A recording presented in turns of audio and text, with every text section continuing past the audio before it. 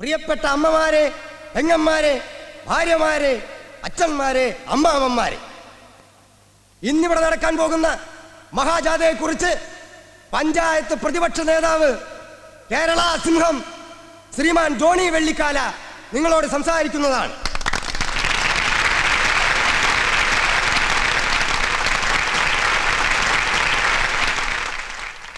ബഹുമാനപ്പെട്ട നാട്ടുകാർ, ഈ ജോണി വെള്ളിക്കാലയെ നിങ്ങൾക്കറിയാം. പക്ഷേ ഞാൻ പറയാൻ പോകുന്നൊരു സത്യം നിങ്ങൾ ഇതുവരെ അറിഞ്ഞിട്ടില്ല. അതായത് ഏകദേശം 2 വർഷം മുമ്പ് ഞാൻ നേരെ ഡൽഹിക്ക് പോയി. കേന്ദ്ര ഗവൺമെന്റിനെ നേരിട്ട് കണ്ടു. പരുത്തിപ്പാറയിലെ പട്ടിണി പാവങ്ങളായ ജനങ്ങൾക്ക് ഒരു വിമാനത്താവളം കിട്ടിയേ തീരുവെന്ന് ഞാൻ അവരോട് പറഞ്ഞു. ആദ്യമൊന്നും അവരെന്റെ ആവശ്യം ചെവി കൊണ്ടില്ല. പക്ഷേ ഞാൻ വിട്ടില്ല. ഒരു ദിവസം ക്ഷമകെട്ട ഞാൻ ഒരു കേന്ദ്രമന്ത്രിയുടെ ചെവിട്ട് തടിച്ചു. ഒടുവിൽ നിവൃത്തിയില്ലാതെ അവർ നമുക്ക് വിമാനത്താവളം തന്നു. പക്ഷേ ഈ പഞ്ചായത്തിലെ ഭരണപക്ഷം ഈ വിമാനത്താവളത്തിനെതിരാണ്. 3 നേരം കഞ്ഞി കുടിക്കാൻ നിവൃത്തിയില്ലാത്ത, ഉടുതുണിക്ക് മറുതുണിയില്ലാത്ത, ഒരു ദിവസം 3 ദിനേശ് പീടി പോലും തികച്ചു വലിക്കാൻ കഴിവില്ലാത്ത ഈ പഞ്ചായത്തിലെ പാവപ്പെട്ട ജനങ്ങൾക്ക് ഈ വിമാനത്താവളവും ഭരണപക്ഷം നിഷേധിച്ചിരിക്കുകയാണ്. ജനങ്ങൾ കുടിവെള്ളം ചോദിച്ചാൽ ചെളിവെള്ളം കൊടുക്കുന്ന ഈ ഭരണകക്ഷിക്കാരെ ചൂലുകൊണ്ട് അടിച്ചിറക്കണം. ഇവറ്റകൾ അധികാരത്തിൽ വന്നതിന് ശേഷം പുരോഗതിയെല്ലാം പിന്നോട്ടാണ്. പിന്നോട്ട് പിന്നോട്ട് പിന്നോട്ട്. ഈ പിന്നോട്ട് പോക്കിനെ പറ്റി ജനങ്ങളെ ബോധ്യപ്പെടുത്താൻ ഞങ്ങൾ ഇതാ ജനപിന്നോക്ക യാത്ര ആരംഭിക്കുകയാണ്. ജനപിന്നോക്ക യാത്ര, ജനപിന്നോക്ക യാത്ര, ജനപിന്നോക്ക യാത്ര. മാർച്ച്. വെള്ളിക്കാല നേതാവേ,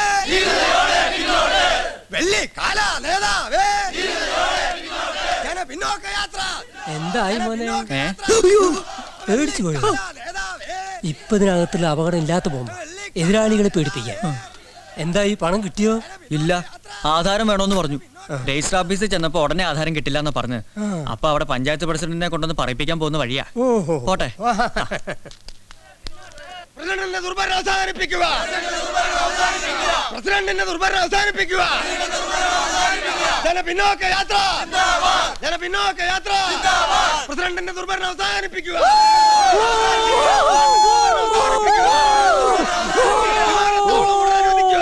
കണാരേട്ടൻ അടുത്ത തവണ എങ്ങനെയെങ്കിലും MLA ആവണം. ഈ കൂവൽ അസംബ്ലിയിലാണെങ്കിൽ നല്ല കവറേജ് കിട്ടും. അതെ, നമ്മൾ തമ്മിൽ എന്തൊക്കെ അഭിപ്രായ വ്യത്യാസം ഉണ്ടെങ്കിലും എനിക്ക് പ്രതിപക്ഷത്തെ കാണുമ്പോ അപ്പ ചൊറിഞ്ഞു കയറും. ഞങ്ങൾ മെമ്പർമാർ മീറ്റിംഗിൽ പങ്കെടുക്കുമ്പോൾ നിങ്ങൾ ശാന്തരായി പുറത്തു നിൽക്കുക. അനുകൂല തീരുമാനം ഉണ്ടായില്ലെങ്കിൽ പൂർവാധികം ശക്തിയോടെ നമ്മൾ ആഞ്ഞടിക്കും. ഭരണപക്ഷം എന്ത് പറഞ്ഞാലും എതിർക്കുക. ആ ശൈലി ഇനിയെങ്കിലും മാറ്റണം. ജനകീയ ആസൂത്രണത്തിന്റെ ഗുണഫലങ്ങൾ ജനങ്ങളിലേക്ക് എത്തിക്കാൻ ദയവായി സഹകരിക്കണം.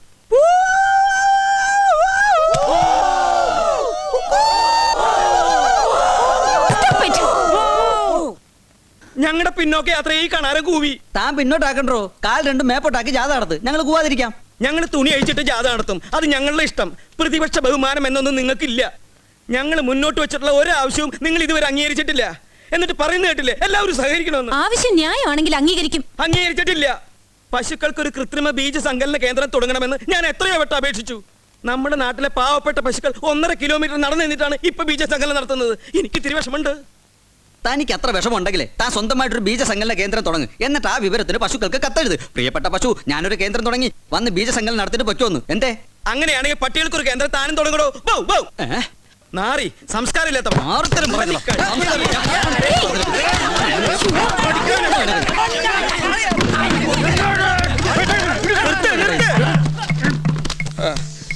ഞാനൊന്ന് മൂത്രമൊഴിച്ചിട്ട് വരാം. മൂത്രമൊഴിച്ചിട്ട് വരണ്ട, അതുവഴി ഞാൻ വയ്ക്കും.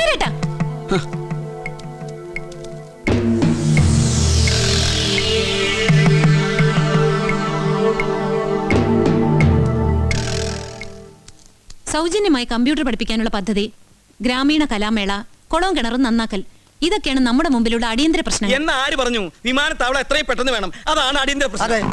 വിമാനത്താവളം പഞ്ചായത്തിന്റെ പരിധിയിൽ വരുന്ന പ്രശ്നമല്ല. യൂറോപ്പിലാ. ഇന്നത്തെ അജണ്ടയിൽ വിമാനത്താവളം വരുന്നുണ്ടോ ഇല്ലയോ? ഇന്നത്തേന്നല്ല, എന്നത്തെ അജണ്ടയിൽ വിമാനത്താവളം ഉണ്ടാവില്ല.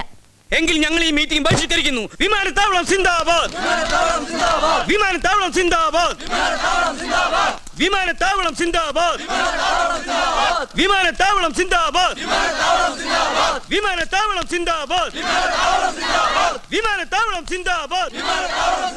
വിമാനത്താവളം സിന്ദാബാദ്. ഫോട്ടോഗ്രാഫർ എവിടെ?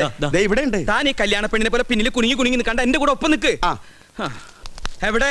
അവിടെ ആ, അവനല്ലേ ഇവനാ. ഓഹോ, ഇത് പിടിച്ചേ. ഇങ്ങോട്ട് മാറി നിക്ക്. ഇവിടെ നിക്ക്. പ്രിയപ്പെട്ട എന്താ നിന്റെ പേര്? ജയകാന്തൻ. പ്രിയപ്പെട്ട ജയകാന്ത, നിനക്ക് ഈ ഗതി വന്നല്ലോ. പക്ഷേ നീ തളരരുത് കുഞ്ഞെ. KDP യെ നശിപ്പിക്കാൻ ബോംബെറിഞ്ഞും അല്ലാതെയും ശ്രമിച്ചുകൊണ്ടിരിക്കുന്ന പാർട്ടിയാണ് KRP. നമ്മൾ അടങ്ങിയിരിക്കുമെന്ന് കരുതണ്ട. പോലീസ് വന്ന് മൊഴിയെടുത്തോ കുഞ്ഞെ? ഇല്ല. ഭാഗ്യം. പോലീസിനോട് എന്താ പറയണ്ടേന്ന് ഞാൻ പറഞ്ഞുതരാം. ഞങ്ങൾ സമാധാനപരമായിട്ട് ജാഥ നടത്തുമ്പോൾ പഞ്ചായത്ത് പ്രസിഡന്റ് വിനോദിനിയും KRPയുടെ മറ്റു പ്രവർത്തകരും ഞങ്ങളുടെ നേർക്ക് ബോംബെറിഞ്ഞു. അതിന് ആ സമയത്ത് അവർ പഞ്ചായത്ത് ഓഫീസിനകത്തല്ലായിരുന്നോ? ചോദ്യം ചോദിക്കണ്ട, ഞാൻ പറയുന്നത് പോലെ പോലീസിനോട് പറഞ്ഞാൽ മതി. ആ, കാല് വലിയ കുഴപ്പമില്ല, സാമാന്യം നല്ല പരിക്കുണ്ടെന്ന് തോന്നുന്നു. പക്ഷെ കൈക്ക് കിട്ടൊന്നുമില്ലല്ലോ. മൊത്തം അങ്ങോട്ട് പോരാ, കുറച്ചുകൂടെ ഭീകരത ഉണ്ടായിരുന്നെങ്കി. ഏതായാലും സാരില്ല, ഫോട്ടോ എടുത്തോളൂ. മറിക.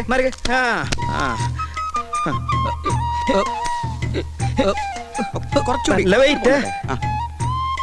റെഡി? ഈ ഫോട്ടോയ്ക്ക് ഒരു അടിക്കുറിപ്പ് എഴുതിക്കോളൂ. നൊമ്പരത്തിൽ ഒരു സാന്ത്വനം. ബോംബേറിൽ പരിക്കേറ്റ പാർട്ടി പ്രവർത്തകനെ ശ്രീ ജോണി വെള്ളിക്കാല ആശ്വസിപ്പിക്കുന്നു.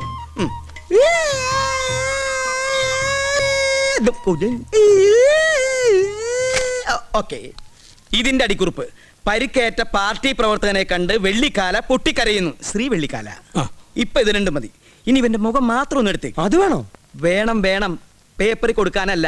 അഥവാ ഈ പാവം ചത്തുപോവുകയാണെങ്കിൽ എല്ലാ വർഷവും നമുക്ക് രക്തസാക്ഷിനെ ആഘോഷിക്കണ്ടേ? അപ്പൊ കളർ പോസ്റ്റ് അടിക്കണ്ടേ? ആ കുഞ്ഞെ, ഞങ്ങൾ ഇപ്പൊ പോണു. ഇതിനോടനുബന്ധിച്ച് നിരവധി കാര്യങ്ങൾ ഞങ്ങൾക്ക് പ്ലാൻ ചെയ്യാനുണ്ട്. സെൻട്രൽ ഓഫീസിലേക്ക് വിളിക്കണം. സാധനം ഉണ്ട്, ഇഷ്ടം പോലെ ഉണ്ട്.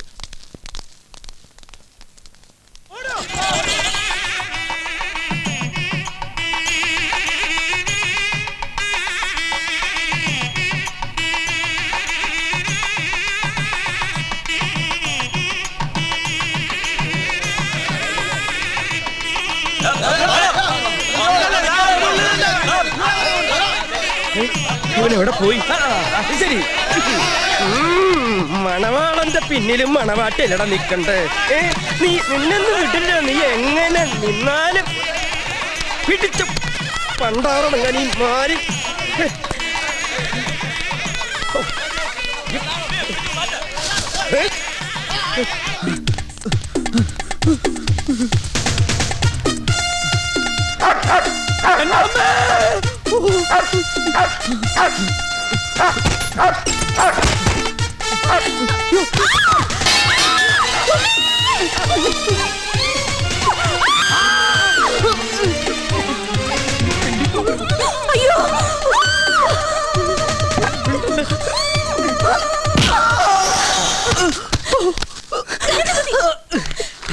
வாமா வா, என்ன அடிங்க, அப்படியே என்ன கொலை பண்ணுங்க. இன்னும் நம்ம அது பிரயோஜனமே இல்லை. 90% ഉരിപ്പവേ പോയാச்சு. ഇനി ഒരു 10% மட்டும் ബാലൻസ് ഇருக்கு. അതുകൂടി മുടിച്ചിടുங்க. വാങ്ങമ്മ വാ. എന്തൊക്കെയാ പറയണേ ഇവൻ? ആരാ ഇവൻ? ഞാൻ കൊലകാരൻ, തിരുടൻ, പോതുമാ. ആണ ഇത് ഉങ്ക വീടെന്ന് എനിക്ക് തെരയല്ലേ. അന്ത ജോണി വെള്ളിക്കാല അവന്റെ ആൾക്കാരും എന്നെ പിടിക്കാൻ വന്നപ്പോൾ രക്ഷപ്പെടാൻ വേണ്ടി ഓടി കയറിയതാ. പ്രസിഡന്റ് ഒച്ചമാര് കേൾക്കുമ്പോഴൊന്ന് ഭയത ഞാൻ ആപത്തി പിടിച്ചത്. അല്ലാതെ വെള്ളിക്കാല തന്നെ പിടിക്കാൻ ഓടിച്ചെന്തിനാ? അത് അവനോട് ചെന്ന് ചോദിക്കൂ. എന്റെ അച്ഛൻ പറയുന്നത് ഞാൻ കേട്ടിട്ടുണ്ട്. സ്വാമി വിവേകാനന്ദൻ പറഞ്ഞത്രേ കേരളം ഒരു ഭ്രാന്താലയമാണെന്ന്. എന്നാൽ ഇപ്പോൾ ഞാൻ പറയുന്നു, കേരളം ഒരു ഭ്രാന്താലയമല്ല, 1 കോടി ഭ്രാന്താലയങ്ങൾ കൂടി ചേർന്ന ഒരു വലിയ ഭ്രാന്താലയമാണെന്ന്. ഇവിടെ ഭ്രാന്തില്ലാത്ത ഒരുത്തനും ഇല്ല. ഇവനെ നിനക്കറിയോ വിനു? നന്നായിട്ട് അറിയും. ഇടപെടലിൽ വെച്ച് ഞാനൊന്ന് അതിന് 500 രൂപ എന്റെ അടുത്ത് പേഴ അടയ്ക്കാൻ പറഞ്ഞതാ. അത് തന്നെ ഭ്രാന്ത്, മുഴു ഭ്രാന്ത്, എല്ലാത്തിനും ഭ്രാന്ത്. വെള്ളിക്കാല തന്നെ ഓടിച്ചെന്തിനാന്ന് പറ. അത് ബോംബേറിൽ പരിക്ക് പറ്റിയ ഞാൻ ആശുപത്രിയിലായല്ലോ. ചികിത്സ കഴിഞ്ഞിട്ട് എന്നെ പൊക്കിയെടുത്തോണ്ട് അയാൾക്ക് ജാഥ നടത്തണം അത്രേ. പ്രസിഡന്റിനെതിരെ ജനവികാരം ഇളക്കി വിടാൻ. അത് ഇളക്കിക്കോട്ടെ, പക്ഷെ അതിനിടയിൽ ഞാൻ ചത്തുപോയാ. പ്രസിഡന്റ്, അയ്യോ അതായാളാ. പ്രസിഡന്റ്, ഞാനിവിടെ പ്രസിഡന്റ് ഇല്ല ഇവിടെ. പ്രസിഡന്റ്, പ്രസിഡന്റ്, ഈ കളി ഞങ്ങളോട് വേണ്ട. ഞങ്ങൾ രക്തസാക്ഷി ഇങ്ങോട്ട് ഇറക്കി വിടുന്നതാണ് നല്ലത്. മറ്റു വീടുകളെല്ലാം തപ്പി അവ ഇതിനകത്തുണ്ടെന്നുള്ളത് ഉറപ്പാ. ആരുടെ കാര്യം പറയണേ? ഞങ്ങളുടെ പാർട്ടി പ്രവർത്തകൻ കുംഭകോണം ജയകാന്തൻ. നിങ്ങളുടെ ആളുകൾ ക്രൂരമായി ബോംബ് എറിഞ്ഞ് പരിക്കേൽപ്പിച്ച ഞങ്ങളുടെ രക്തസാക്ഷി അകത്ത് കയറി ആ പാവത്തിനെ രക്ഷപ്പെടുത്തി കൊണ്ടുപോടോ. പറഞ്ഞത് കേട്ടില്ലേ? അവനെ പിടിച്ചോണ്ടുവരാൻ. നിക്കവിടെ. ഈ വീടിനകത്ത് കയറുന്നവൻ ജീവനോടെ മടങ്ങിപ്പോയില്ല.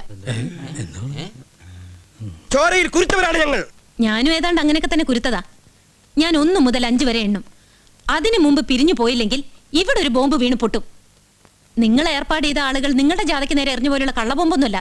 നല്ല 1-ാം തരം സ്റ്റീൽ ബോംബ്. ബോംബാ? 1 2 3 4. അത് ശരി. അരിയില്ലാത്തൊരു നാട്ടിൽ, പച്ചക്കറിയില്ലാത്തൊരു നാട്ടിൽ കമ്പ്യൂട്ടർ എന്തിനു തിന്നാനോ? അമേരിക്ക എന്നൊരു നാട്ടിൽ ബിൽഗേറ്റ്സ് എന്നൊരു മൂടൻ പടച്ചു വിട്ടൊരു യന്ത്രം നമ്മെ അടിമകളാക്കും തന്ത്രം. നിങ്ങളുടെ കച്ചടൊന്നും ഇവിടെ വേണ്ട, മര്യാദയ്ക്ക് പോയിക്കോളി. ഏതാ ഈ സ്ത്രീ? നമ്മള് പറഞ്ഞുതരാം. നിങ്ങളുടെ പ്രാന്തം പാർട്ടിക്ക് ഇതുവരെ വോട്ട് ചെയ്യാത്ത ഒരാളാ, പേര് ആയിഷുമ്മ. ഉമ്മയുടെ വോട്ട് വേണ്ട, പക്ഷെ ഉമ്മ ഒന്നും മനസ്സിലാക്കണം. ഇത് ആഗോളവൽക്കരണം, കമ്പോളവൽക്കരണം എന്നൊക്കെ പറഞ്ഞ് ഇത് ഇങ്ങനെ പോയാ നാളെ ഉമ്മയുടെ പുരയിടത്തിൽ ഇഞ്ചി നടണോ കപ്പ നടണോ എന്നൊക്കെ തീരുമാനിക്കാനുള്ള അവകാശം ഉമ്മക്ക് ഉണ്ടാവില്ല. അതൊക്കെ അമേരിക്ക തീരുമാനിക്കും, അറിയാ? എന്നാ അമേരിക്ക ഇങ്ങോട്ട് വരട്ടെ. നമ്മുടെ വീടിന്റെ പടി കിടന്നാലേ അമേരിക്കന്റെ കാല് നമ്മള് തല്ലി ഓടിക്കും. ഇതിന് തലയ്ക്ക് എന്തോ അസുഖം കേട്ടോ. ഇവിടെ ചില പ്രതിഷേധങ്ങളൊക്കെ ഉണ്ട്. അതൊന്നും കണ്ട് പേടിക്കില്ല കേട്ടോ.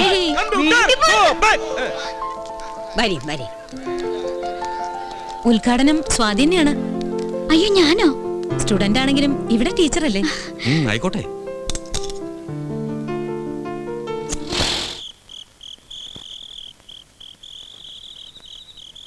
ഭാർഗവൻ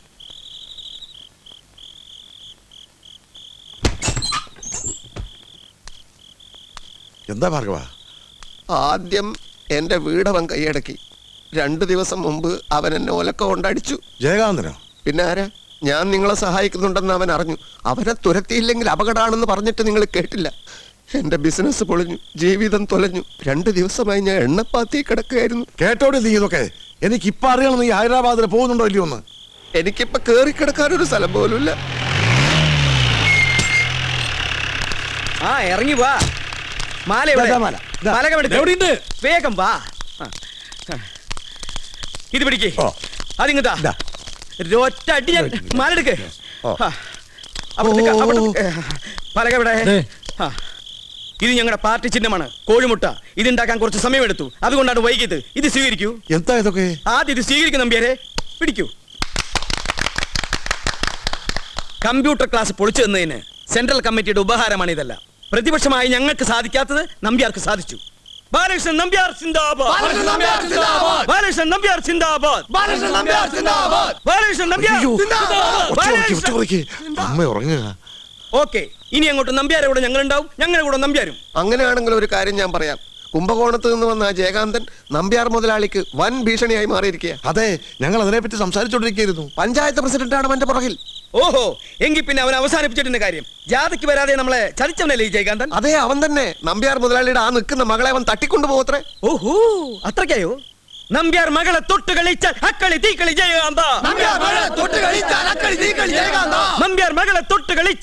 തീക്കളി ജയകാന്ത.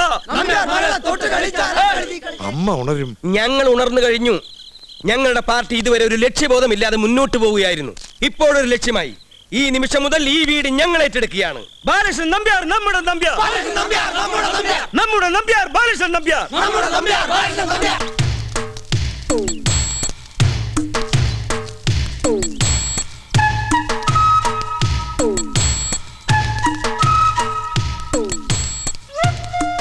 ഈ തമിഴൻ കാഴ്ചക്ക് എങ്ങനെ? ചില്ലറക്കാരനല്ല.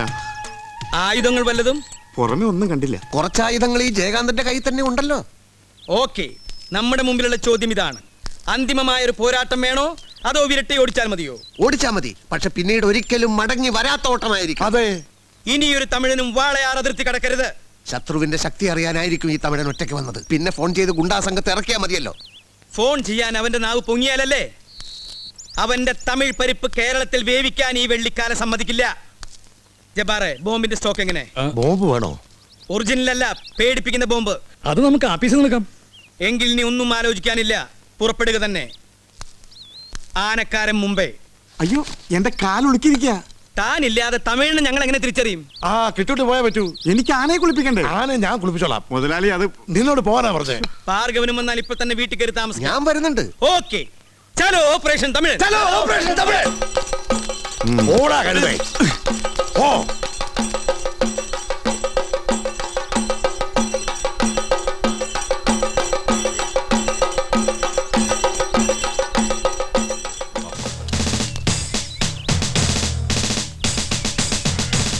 ഒരു ബോംബ് വരുന്നു.